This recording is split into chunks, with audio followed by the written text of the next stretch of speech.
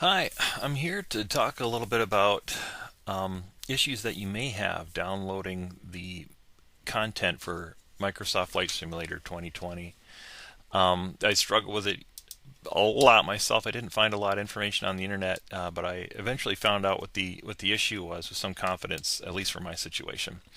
So, of course, what's really unique about this application is it's got content that is up around 100 gigabytes. And normally, when you're downloading, a lot of content off the internet, the file sizes generally are quite a bit smaller. In this case, there's a lot of files that are uh, it looks like they get up close to 2 gig. So you'll see just some examples here of files that download with the main content that never go over or get up to 2 gig, but they're right under there. So I'm going to guess that when they were designing this, they decided, hey, we're going to limit these file sizes, and I'll tell you why that is relevant here. The issue comes in when whether or not you're downloading the program from Steam or from Microsoft. Initially, the initial download is just to not install the content, but install the software that will use it, and that's so Microsoft will come up.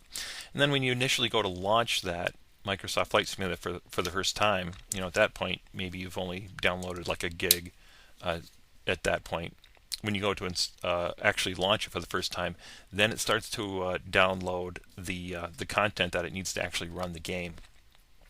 So that's where the 100 gig comes in, and that's when it starts to try to load these large files.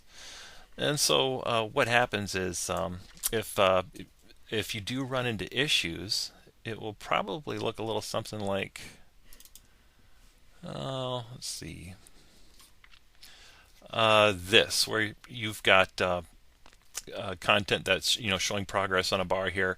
I've got this little window up here showing Ethernet, but disregard that for a second. The content comes in 70 folders. And in those 70 folders, or those 70 folders are created from files that are downloaded and then uncompressed or unzipped. Uh, so as that content comes in, you see some indications of progress up here. And as you get to the larger files, you'll see it, that particular file name shown up here will progress, and maybe you'll see this percentage increase. But before that entire file comes over, something goes wrong, and then it starts over again. And I've sat there and watched a file try to come in for days, but if it cannot completely download that one file, it will restart. Now, normally this kind of issue isn't revealed because a lot of the softwares that we're downloading are well under 2 gig. Let's say they're maybe a couple hundred megabytes. So if there's an issue, usually just goes to reload that file and off you go until maybe there's some other internet-related issue.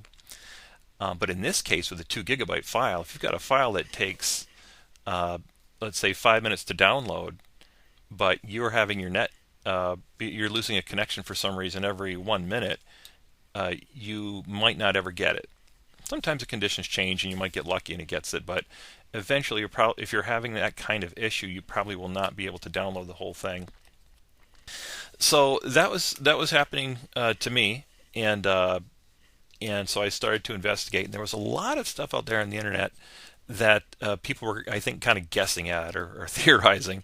Configurations. I even tried limiting how fast my computer was able to download. And I started to study exactly what was going on. And what I found is that with my internet connection, I would see my Ethernet or my wireless network drop out for about 3 to 5 seconds. And at that time, that was directly related to when it would attempt to restart to download a file as soon as it came back up. And inevitably, I would get into situations where I would drop a connection very routinely to the point where it was happening well within the time that I would be able to successfully download a file. And I was probably downloading not very fast, only like 15 megabits per second, for example. I went and got a mobile hotspot on my phone, and and it was much slower, probably about 3 megabits per second, but very stable. So it took longer, but it was extremely reliable at pulling in all the data. So at that rate, it would take about a week to pull down 100 gigabytes, but it was very stable and working. So that told me that it wasn't the issue was not on the delivery side of things. It was something on my side, whether or not it was my internet connection, my router, my computer, my provider. Wasn't sure, but one thing was certain was that if I had a stable internet connection, that issue went away. My guess is that's probably happening to a lot of folks. What I ended up doing was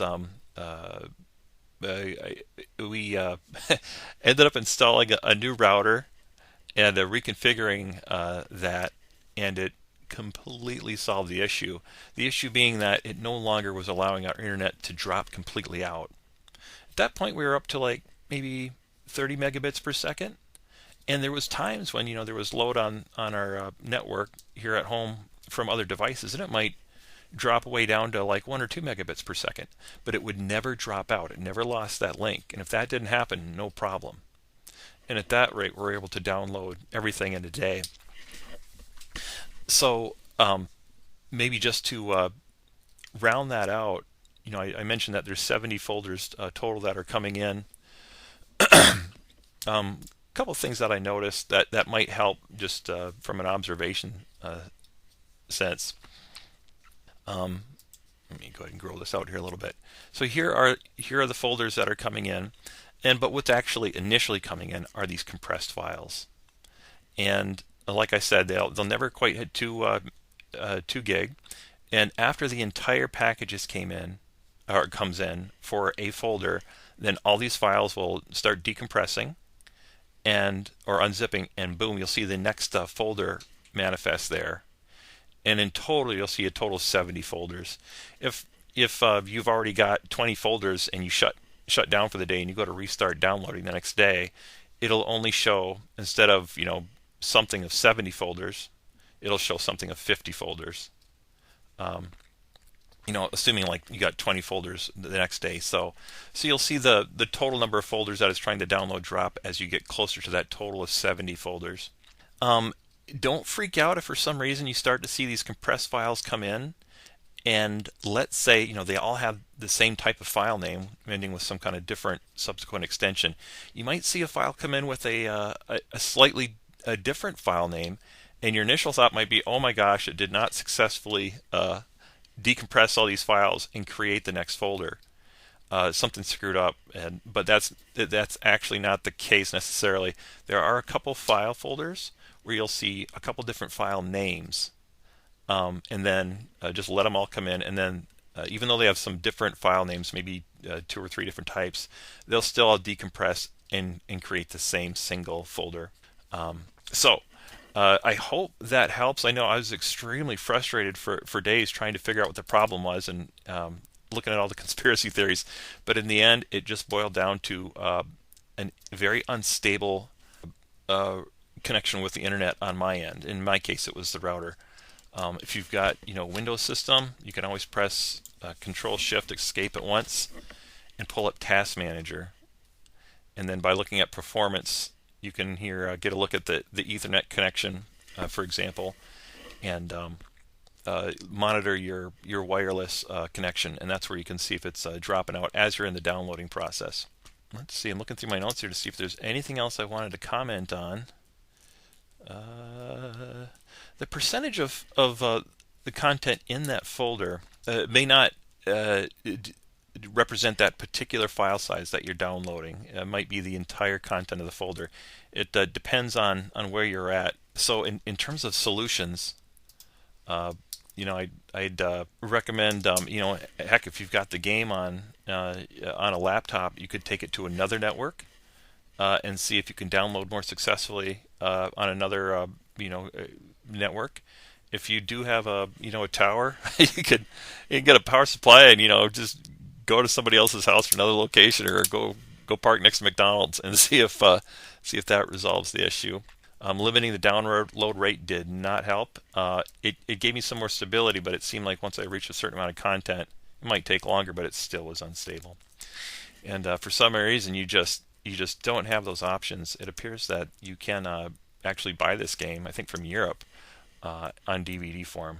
So updates would still require that connection, but if you just want to get off the ground, that kind of option might be available too if you really don't have any other way to get a hold of another network. Good luck. I hope that helps some of you that might be otherwise ready to throw the thing out the window. It's not them, it's us.